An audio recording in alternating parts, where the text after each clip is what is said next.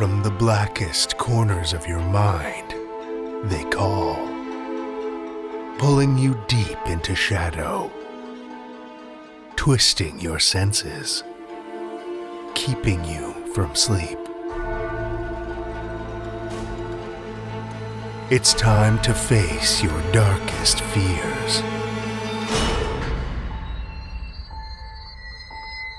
This is Tales to Terrify.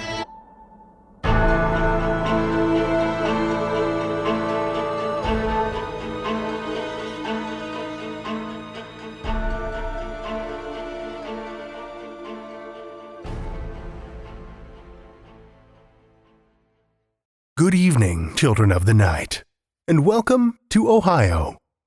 This week, we're headed back to school. Well, to a school anyway. A school that's no stranger to drama. Mostly owing to its focus on the visual and performing arts, but for other reasons too. Stivers School for the Arts in Dayton, Ohio, has a long history of shaping young minds and fostering a lifelong love of the creative arts. Founded in 1908 and holding about 900 students ranging from grade 7 to grade 12, the schools touched the lives of thousands of students and staff during its century of operation. And while most have moved on to build careers, families, and lives in the wide world outside, not everyone who's entered through the doors has come back out again. It was early morning, the gentle glow of sunrise, little more than a threat on the horizon. The caretaker ambled up the front steps of Stivers School, fumbled with the ring of keys at his belt, and swung open the heavy wooden door. The hallways were silent, and he relished those calm moments before the rush of teachers and students brought the building alive in a crashing wave of noise and motion. He followed a well-practiced routine, moving slowly through the halls, opening classroom doors, and flicking on lights. Relaxed, methodical. Room by room, floor by floor. But he liked to save the basement for last. That's where the school's swimming pool was. And something about the way the early morning light leaked in through the small basement windows and danced across the still waters always set his day off on a good note. But as soon as he reached the bottom of the stairs, he felt something wasn't quite right. He rounded the corner into the pool room, and his heart dropped like a lead weight in his stomach. There was something in the pool. Something floating at the far end, dark and motionless. And he was terrified.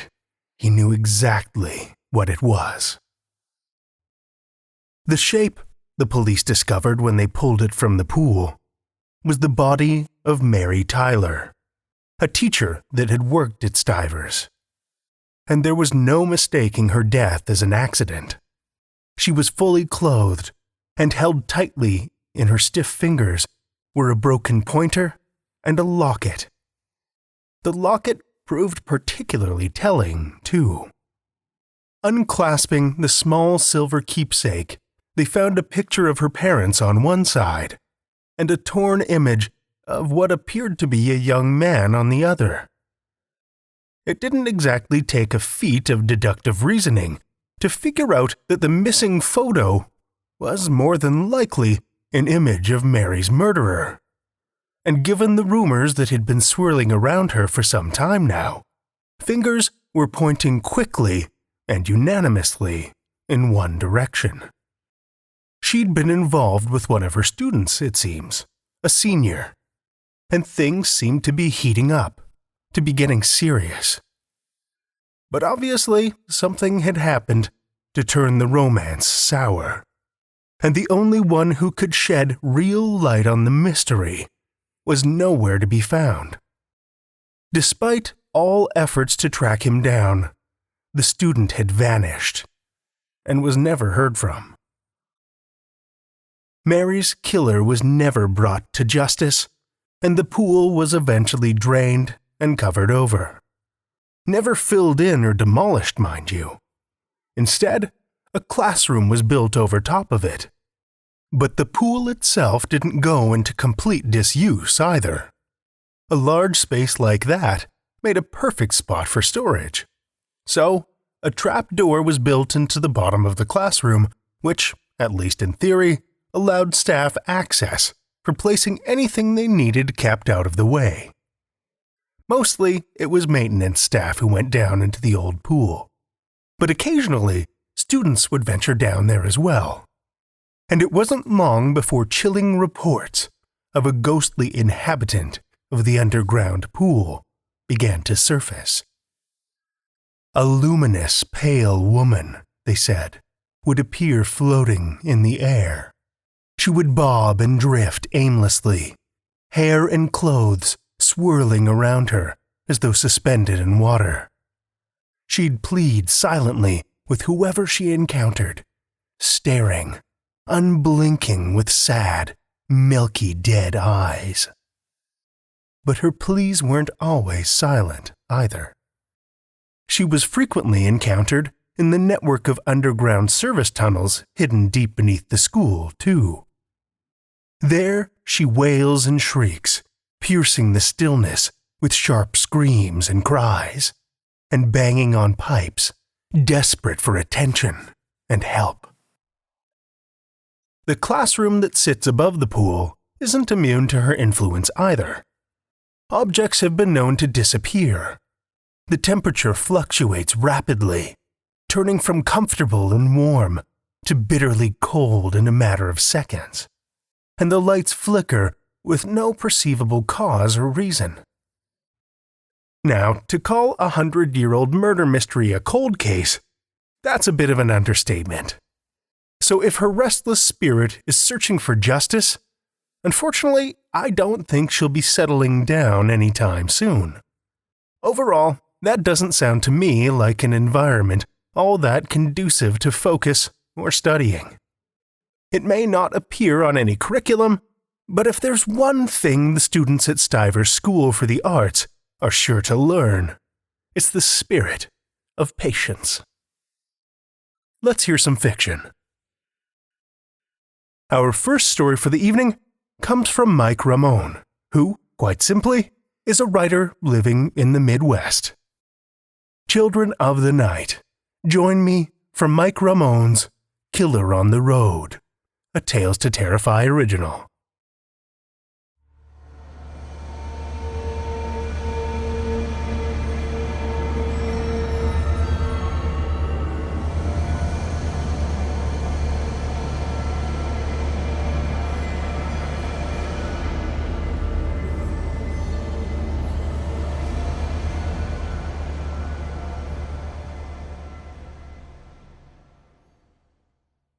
It's hard work, but somebody's got to do it. That's the problem with society these days. Well, one of the problems. People are afraid of hard work. Set a tough job in front of them, and right away they start thinking of reasons not to do it. Not me, though. Papa taught me better than that. Papa owned a gas station when I was a kid. This was before the station burnt down under what some people called mysterious circumstances. Some of those same people said that Papa was the one who burnt the station down. For the insurance money, they said. Never said it to Papa's face, of course. They'd never get caught dead saying it to him, or they might need a new set of chompers when he finished with them. Papa didn't suffer no fools. But that ain't what I meant to talk about. The mind wanders sometimes. What I meant to say was that when Papa still had the gas station, and wasn't he proud of actually owning something? He started me working there when I was but 12 years old. He told me, "Jesse, a man's gotta earn his way in this world, and you might as well start learning to do so now." And damn it, I worked. I went to the station directly after school Monday through Friday, and I worked there all day on Saturday.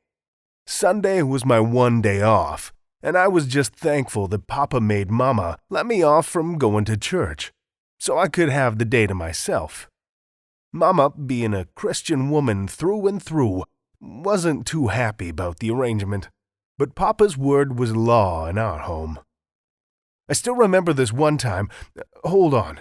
What in the hell is that noise? Do you hear it, or am I imagining something? No, there it is again. Hang on, I'm gonna pull over. Come on, let's check the trunk. I think that some bitch back there is still alive. Though I can't see how, after what I did to him. Let me just get this trunk open.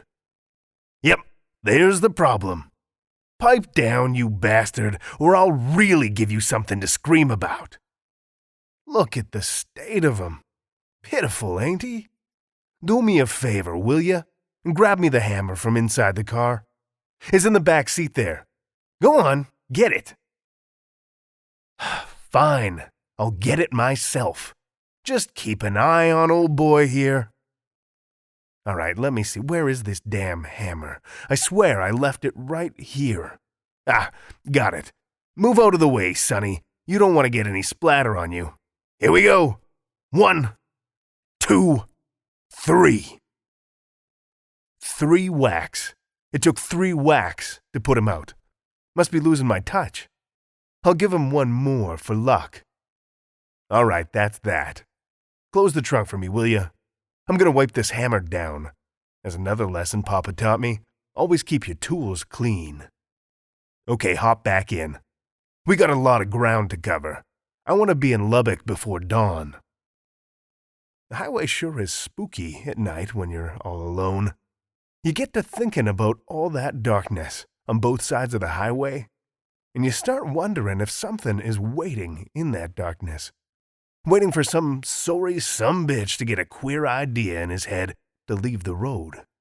Maybe to walk out into the darkness to drain the tank, if you know what I mean. Then that's when it'll get you. Maybe it's the boogeyman? What do the Mexicans call it? The chupacabra. You believe in any of that shit?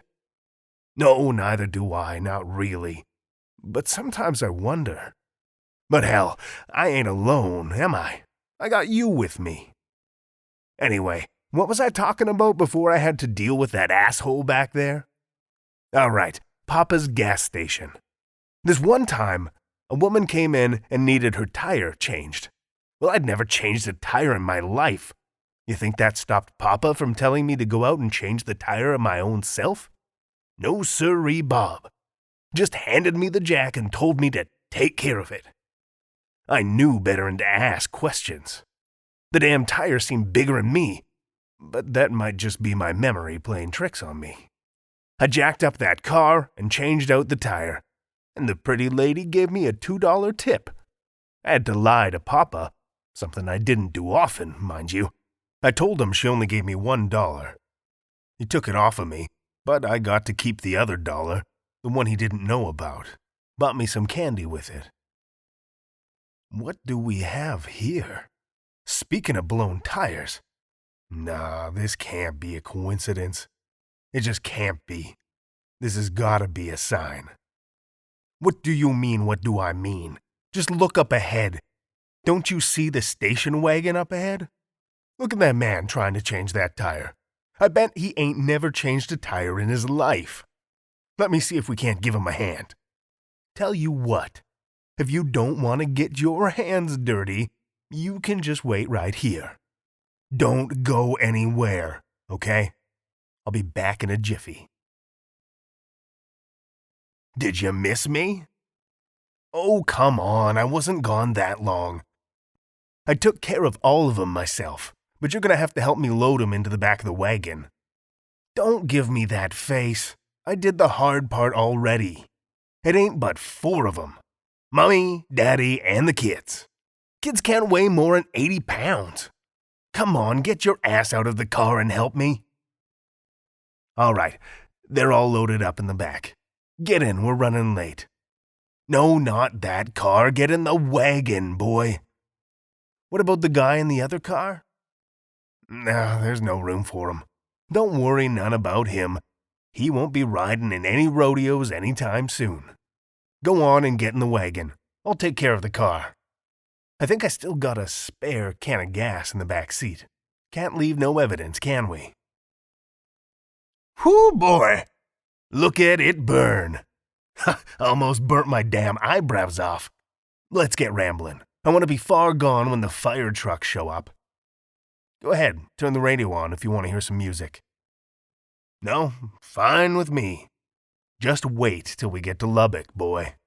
First thing, we'll dump this wagon, and then I'll take you to Aunt Junie's place. She'll cook us up the biggest breakfast you've ever seen. You like hash browns? Well, you'll get plenty of them. Why do I do what I do? I already told you. It's my job. It started when I read a story someplace about how this old world is getting overpopulated and how there won't be enough food and supplies to go round before too long. So I decided to take the matter in hand and do what nobody else seems to have the cojones to do. Population control, boy. Culling the herd. Now, I ain't saying I don't get some enjoyment out of it, but is that so bad? A man should enjoy his work, shouldn't he?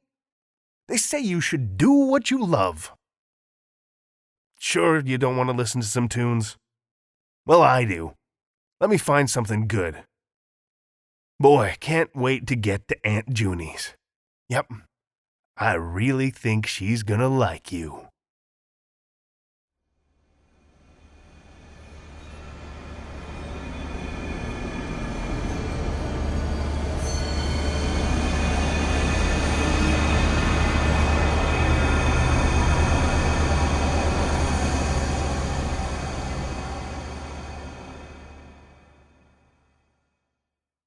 That was Mike Ramon's Killer on the Road, as read by, well, me. Link to my embarrassingly outdated personal page is in the show notes. Our second story this evening comes from Tabitha Lord. Tabitha Lord's Horizon series has won several independent book awards, including the Writer's Digest Grand Prize in 2016. In addition to writing novels and short fiction, Tabitha is a partner and senior writer for Book Club Babel and managing editor for the Inkit writer's blog. She lives in Rhode Island with her husband, 4 kids, and lovable fur babies. Listen with me, children of the night, to Tabitha Lord's Goodbye, Charlie, a Tales to Terrify original.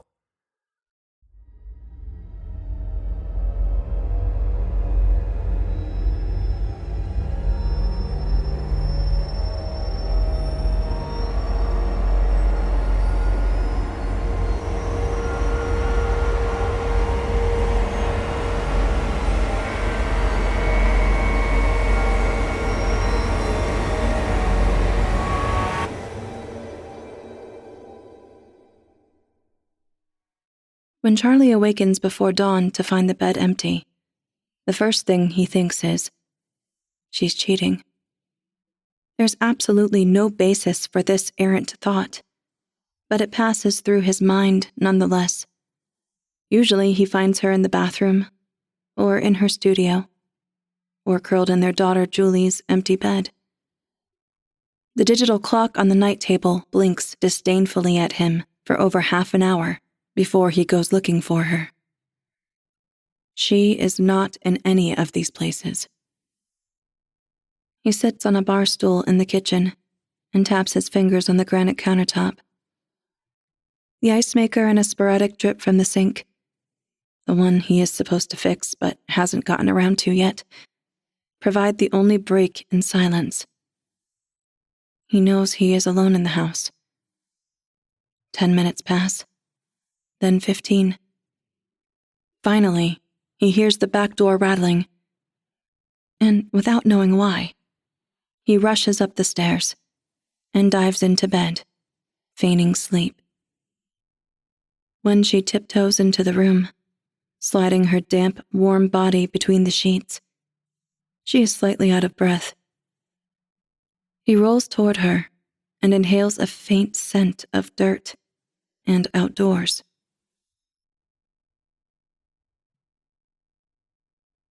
They drive together to the psychiatric hospital to visit their daughter in the pediatric unit. They've worked out a schedule. Kelly, his wife, visits every day in the late morning, after Julie's had her breakfast and her first therapy session for the day. And then, the two of them head over after dinner 3 nights a week. Kelly would go back every night, but he's gently yet firmly established this rhythm. The two of them need something of a life. Julie may never get better. The doctors have prepared them for this possibility. Although, he wonders how any parent prepares for that possibility. Still, he has to think of the future, of his wife, of their marriage. Tonight, Julie is at the craft table, painting. He leans in to kiss her forehead, and she glances up at him, eyes glassy and dull. A side effect of the powerful drugs she has to take. They stop the voices, apparently. He pulls out a chair next to her and sits. Kelly takes the seat across the table. "Hi, honey," he says gently. "Hi, Daddy."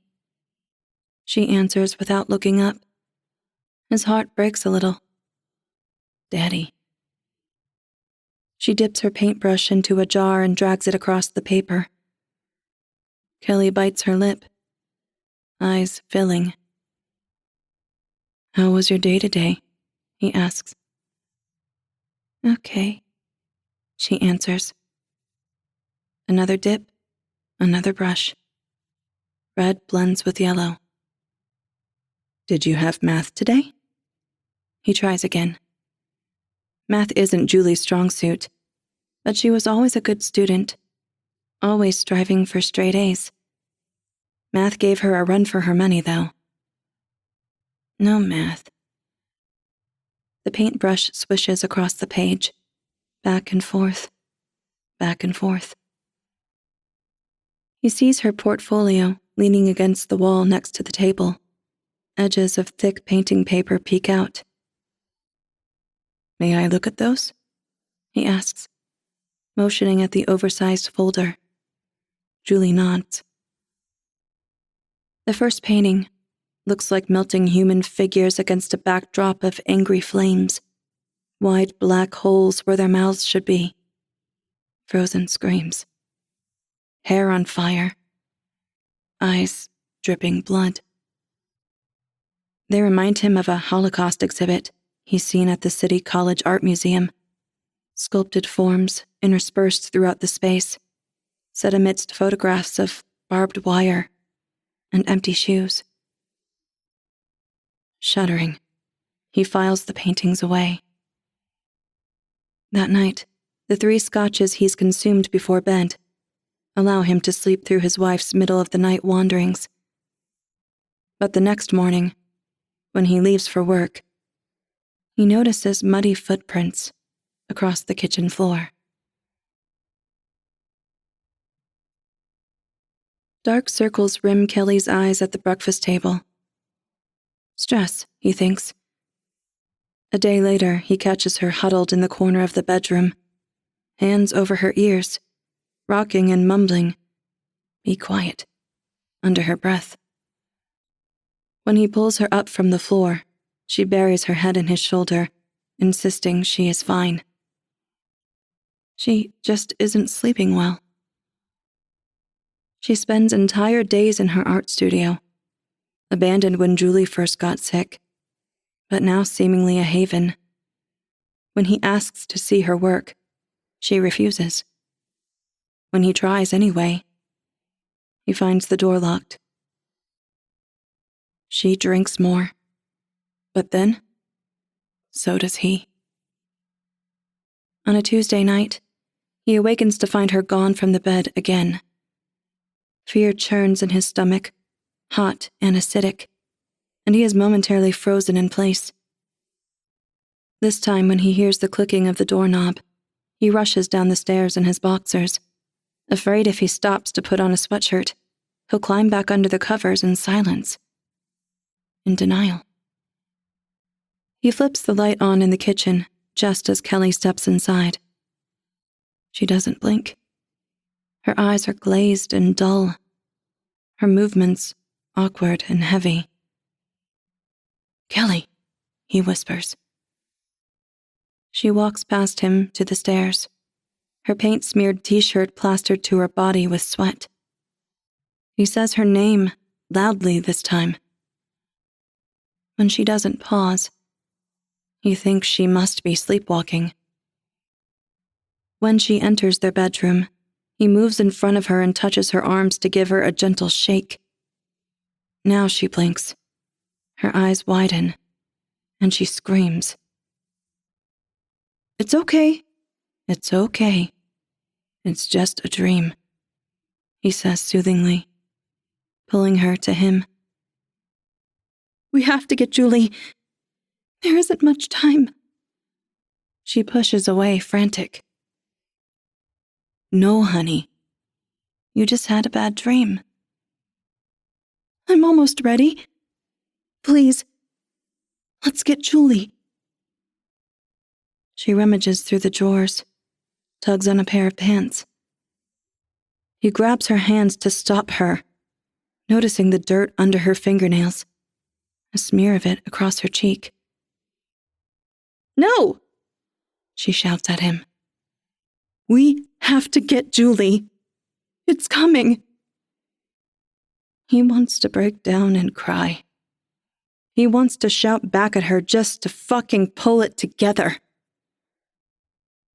Instead, he says, "Okay, Kel.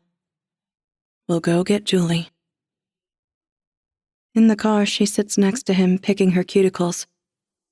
"I'm sorry I didn't tell you before." "It's okay." When she realizes that he's brought her to the emergency department, she tries to run. Security has to restrain her. She begs him to listen. Please listen. Once she is sedated, and the attending doctor has issued a 72-hour psychiatric hold, he wanders to the waiting room, sits on a plastic mint green chair, and sobs.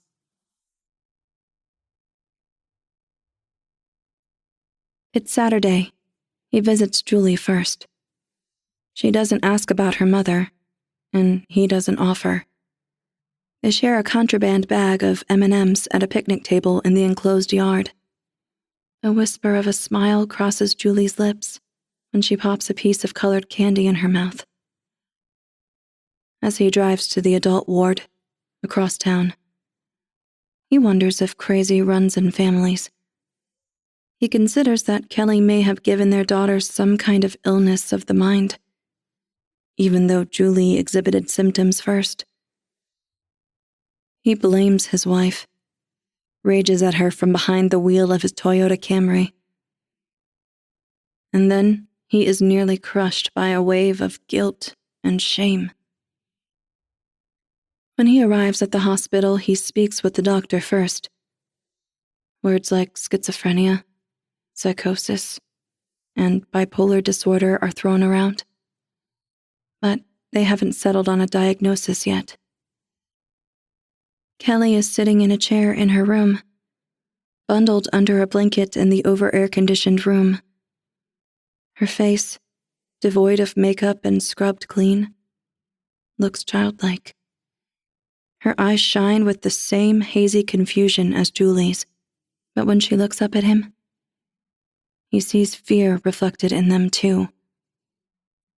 Her lips tremble. "Please, take me home."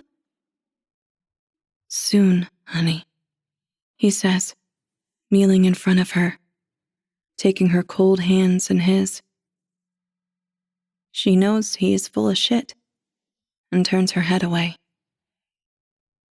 He spends the next hour trying to talk to her about her plans for the garden, about a weekend getaway they've been thinking about since before Julie got sick, about the paint color she's chosen for the kitchen. Each time he speaks, and is met by withering silence, he feels his marriage, his family, his life, slipping away. When he stands to leave, she stares at him intensely, and in a clear, sharp voice says, 3. That night he kills half a bottle of scotch.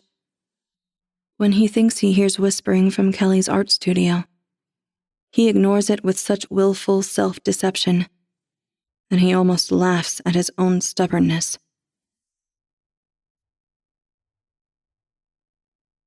He spends Sunday morning repairing the sink and doing odd jobs around the house, delaying the inevitable trip to see Kelly for as long as he can. When he finally shows up at lunchtime, the bite of bleach in the entryway stings his nose. The odor of cleaning products combined with the smell of cafeteria-cooked food turns his stomach. Glancing at his watch, he wonders how long he has to stay without being an asshole. He checks in at the front desk, signs the log, and trudges down the hall towards Kelly's room. She is napping. Her thin form curls atop the bed, hands tucked under her cheek, tangled hair falling over her face. Carefully, he lowers himself into the chair next to her bed. She blinks, sighs. In that blissful moment of post-sleep, before memory floods into her drugged, damaged mind, she smiles at him. He smiles back, swallowing the lump in his throat and reaching to brush a dark curl off her forehead. As soon as he touches her, she shrinks away from him. Manic eyes dart across the room, her breath comes in quick bursts, and a fine sheen of sweat breaks out on her forehead. "It's coming," she says. "We need to get Julie. I just have a little more to do." She pushes herself up, tries to stand on shaking legs. "Honey, calm down," he says, thinking that those words have probably never calmed a single person. "Help me!" she shouts. "Find my coat!" He rushes out of the room, searching for a nurse. 30 minutes later, she is sedated, resting comfortably, according to her doctor. He leans over her to kiss her goodbye. She finds his hand and squeezes with surprising strength, turning his knuckles white. 2, she says.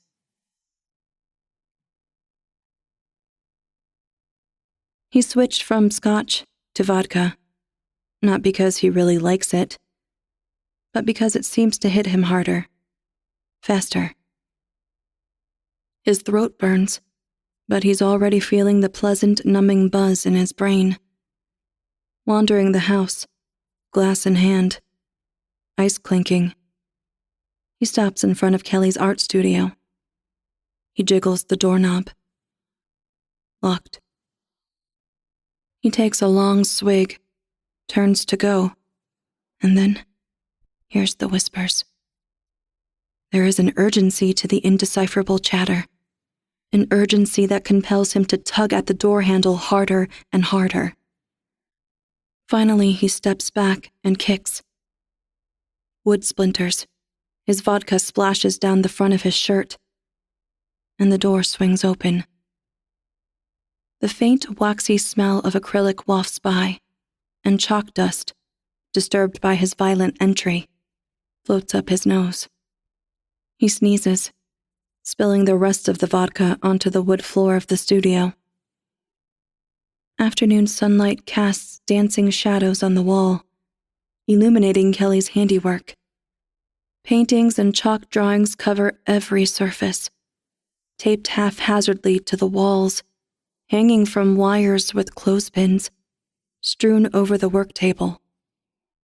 At first, he can't make sense of the jumble of color, of the chaos. So unlike Kelly's usual style of soft-hued tones and gentle lines. But when he looks closely, taking time to examine each one, a theme emerges. Fire. Fire consumes buildings, trees, whole cities. Bodies are immolated. Skin melts. Flames shoot from burning hair. He can practically smell it. Amid the horror, lovely renderings of the backyard garden shed hang, innocent among the corrupt. Kelly has captured the exact gray of weathered wood, the glint of sunlight off dirty windows, the precise angle of the roof. There are nearly as many pictures of the garden shed as there are of the gruesome apocalyptic scenes.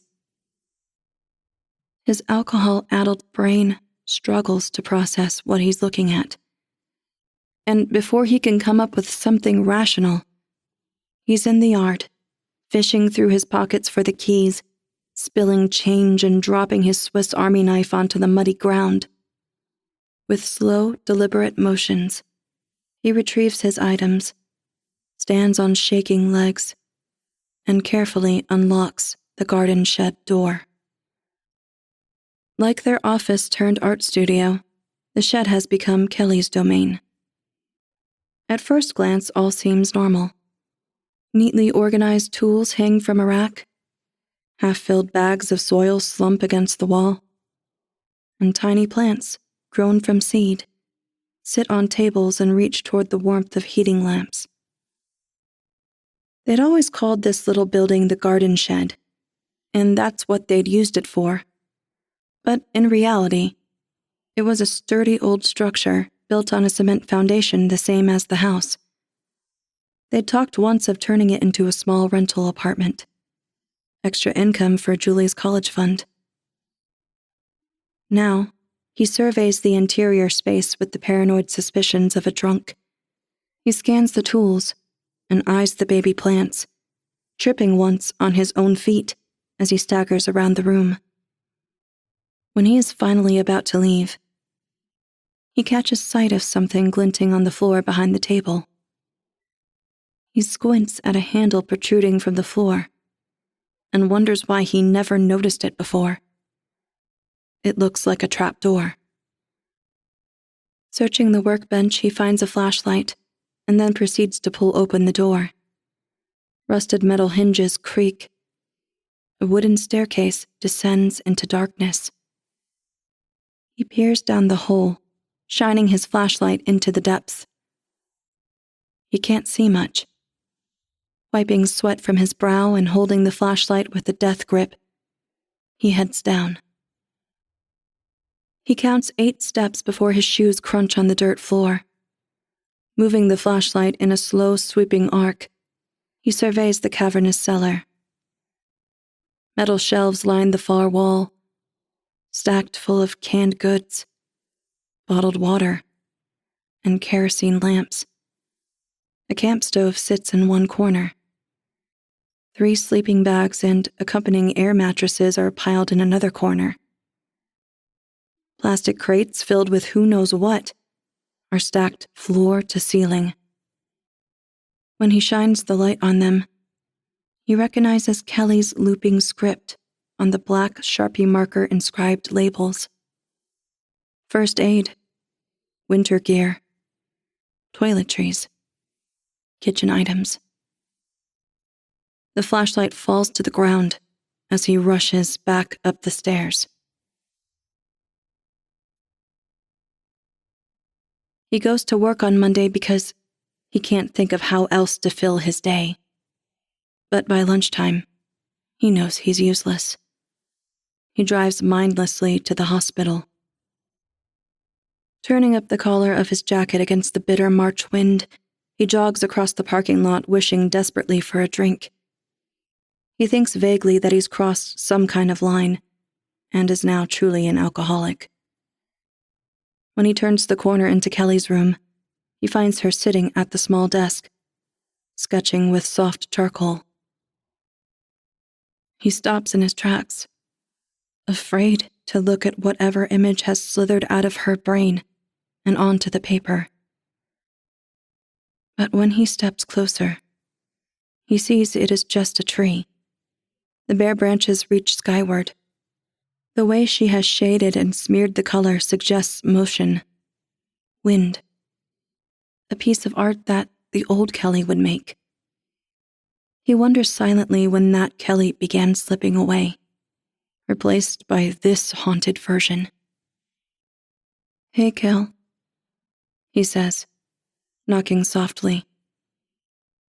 She glances at him, and then returns to drawing. She's in the chair, so he sits at the edge of the bed.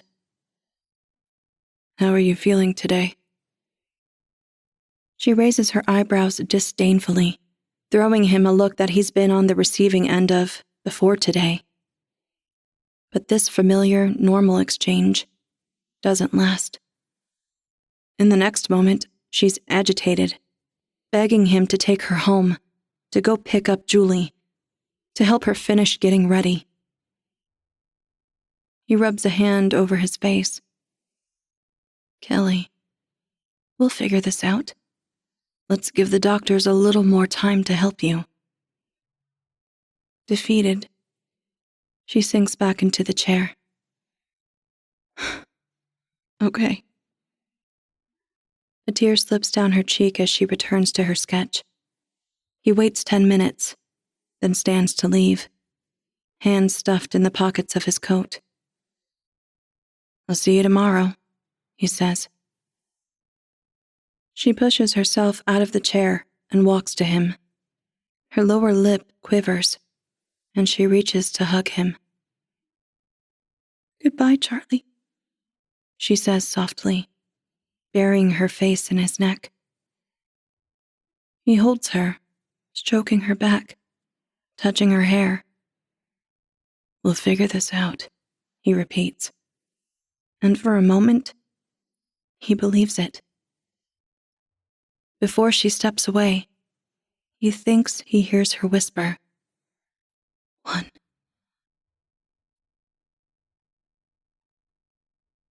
His cell phone rings, jarring him from sleep. He used to silence the phone at bedtime, but since Julie got sick, it's always on, just in case. Bleary-eyed, he grabs it off the night table and swipes to answer.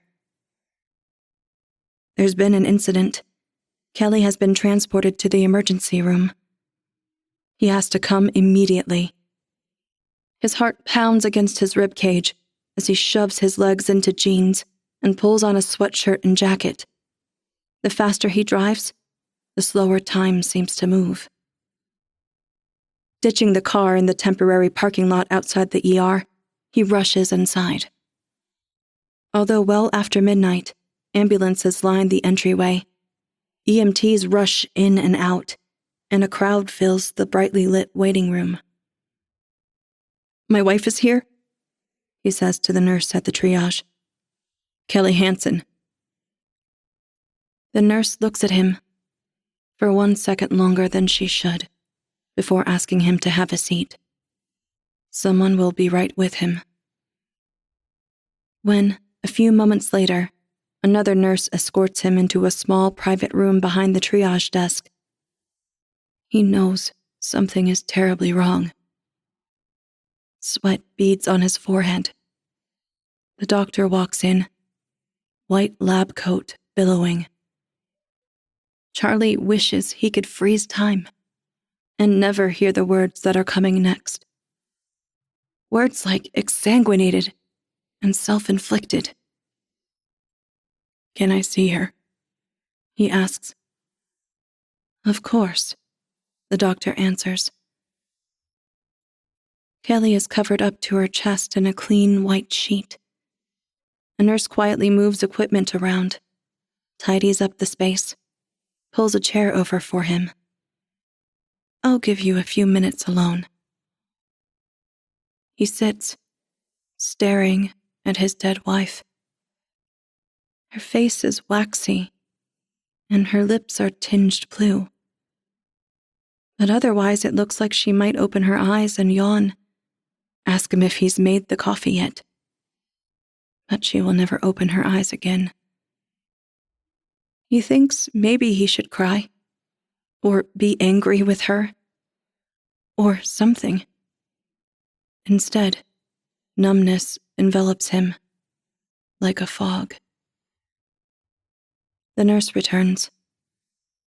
Does he need anything? Is there someone he can call to help him make arrangements? They'll need to move her soon. He shakes his head, stands to leave, then finds he can't quite make his legs work. The nurse touches his shoulder and waits for him. In the lobby, he is greeted by the administrator of Kelly's psych ward. "I'm so very sorry, Mr. Hansen," the administrator says. "We have no idea how she got hold of it." Charlie squints at the nervous gentleman. "Got hold of what?" "The pocket knife. We're very careful. Rooms are searched regularly. Knives of any sort aren't used, even at mealtime." Charlie swallows hard, remembers Kelly hugging him goodbye. "We found her very quickly and made every effort to resuscitate her. I can assure you."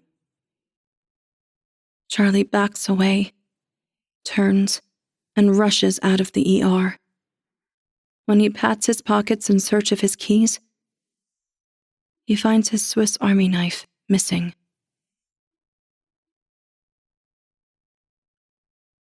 Hot coffee in hand, liberally dosed with whiskey.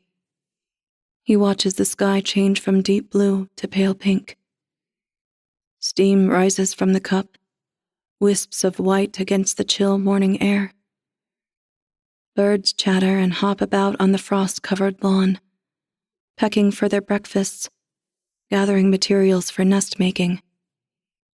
He breathes in the earthy, damp scent of dawn. Today, he has to see Julie and break the news to her. He wonders if she'll feel anything at all, drugged as she is. The idea that she might not actually brings him perverse comfort. He is trying very hard not to feel anything either. But he knows this is just the calm before the storm, the quiet on the beach before a tidal wave hits. As he turns to go back in the house, he hears whispering again. It's his imagination. He knows this. But still, this time, it's coming from the garden shed. He steps off the back deck, compelled to move closer. When he is outside the door, the whispers stop. Everything stops. Whirling around, he searches the trees for birds, the ground for squirrels. Silence crushes the breath out of him. In the distance, from his hilltop property line, he sees a blinding flash blaze across the sky. He drops his mug. The coffee and booze splatter his sneakers. The voices resume. This time they tell him to hurry. He pulls open the garden shed door. A distant rumble fills the air. "It's coming," they warn. He cuts his hand on the sharp metal handle while trying to lift the trap door. Blood drips onto his shoes, joining the coffee stains. He tries again. The shed rattles. The roaring is so close he feels it inside his head. Lifting again, he rushes down, stumbling on the steps. The trap door slams on top of him, sealing him into darkness.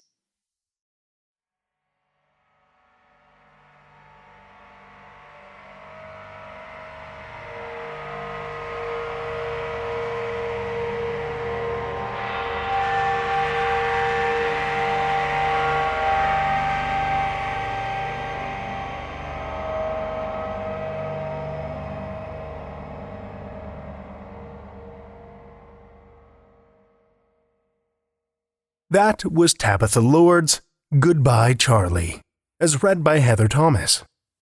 Heather Thomas is a jewelry expert by day and master of none by night, dabbling in costuming, art, music, writing, and narration. She is a lifelong fan of all things horror and enjoys reading stories and novels to her friends and family, when they let her.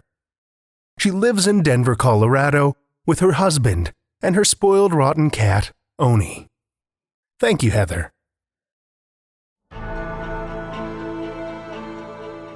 Well, children of the night, the hour is late, and we've run out of tales to tell. For now. We love your support over on Patreon or via PayPal on our website. Tales to Terrify is free to listen to, but it isn't free to produce. Bringing you quality stories week after week is a labor of love and terror, and a small donation goes a long way. Go to patreon.com/Tales to Terrify or donate via PayPal through the link near the bottom of our homepage, talestoterrify.com. Also, like us or leave a review on Google Podcasts, Spotify, Apple Podcasts, or wherever you listen to podcasts. Reviews help keep us on the charts so we can worm our way into the ears of new listeners. Tales to Terrify is produced by Seth Williams, Pete Morcellino, Meredith Morgenstern, Julia Zellman, and myself, Drew Sebesteny, with original theme by Nebulus Entertainment. Tales to Terrify is distributed under a Creative Commons Attribution, Non-Commercial, No Derivatives license. Join us again next week as we dive deep into murky waters with more Tales to Terrify.